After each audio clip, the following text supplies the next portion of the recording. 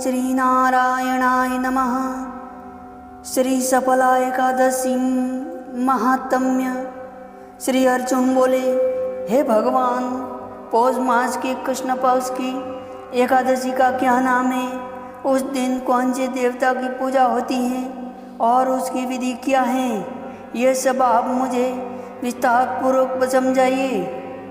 श्री कृष्ण भगवान बोले कि हे अर्जुन, प्रेम के कारण मैं तुम्हारे प्रश्नों का उत्तर विस्तार सहित देता हूँ। अब तुम इस एकादशी व्रत का महात्म्य सुनो।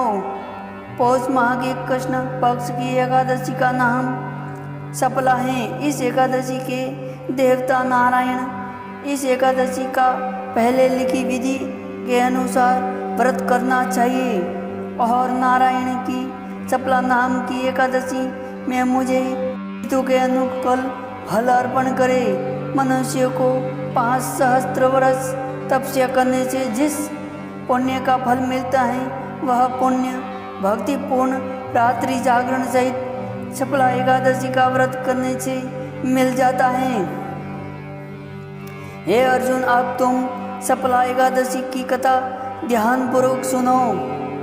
चंपावती नगरी में एक महिष्मान नाम का एक राजा राज्य करता था। उस राजा के 4 पुत्र थे।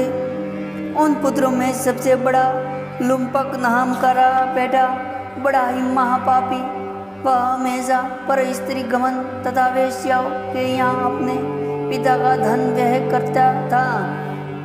वह सदैव देवता, ब्राह्मण, वैष्णव आदि की निंदा किया करता था। जब उसके पिता को अपने बड़े पुत्र के बारे में ऐसे समाचार ज्ञात हुए, तब उसने उसको अपने राज्य से निकाल दिया।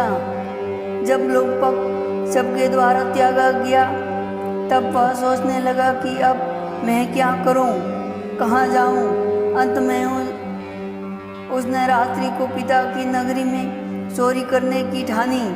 वह दिन में बाहर रहने लगा और रात को अपने पिता की नगरी में जाकर चोरी तथा अन्य बुरे कर्म करने लगा। रात्रि में वह जाकर नगर के निवासियों को मारता तथा कष्ट देता। कुछ ही दिनों में उसने संपूर्ण नगरी को समाप्त कर दिया।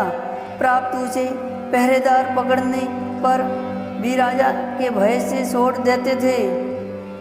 जिस वन में वह रहता था, वह भगवान को बहुत प्रिय था।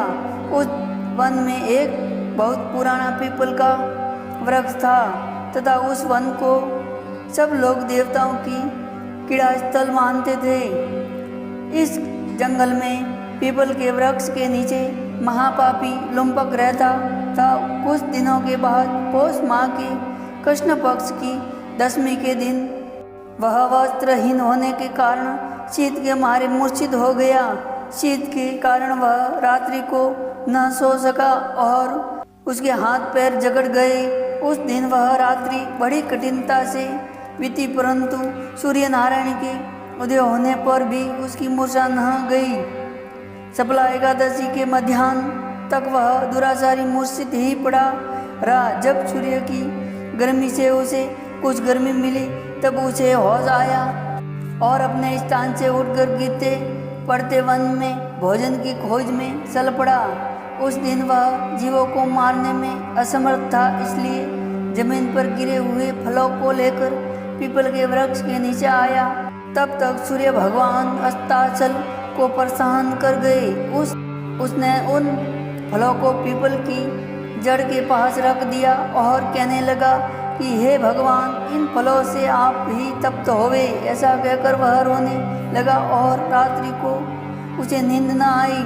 उस महापापी के इस व्रत तथा रात्रि जागरण से भगवान अत्यंत प्रसन्न हुए और उसके समस्त पाप नष्ट हो गए। प्राप्त काल होते ही एक दिव्य रथ अनेक सुंदर वस्तु को सजा हुआ आया और उसने सामने खड़ा हो गया।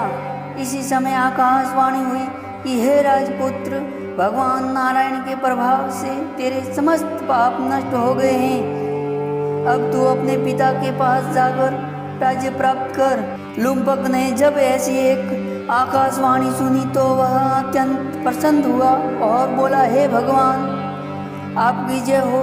ऐसा कहता हुआ सुंदर वस्त्रों को धारण करने लगा और अपने पिता के पास गया।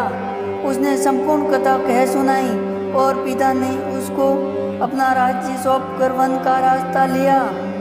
अब लुम्पक शास्त्र अनुसार राज्य करने लगा।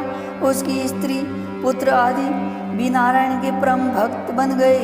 वृद्धावस्था आने पर वह अपने पुत्र को गद्दी देकर भगवान का भजन करने के लिए वन में चला गया और अंत में परम पद को प्राप्त हुआ। जय श्री हरि, बोले भगवान विष्णु की जय हो।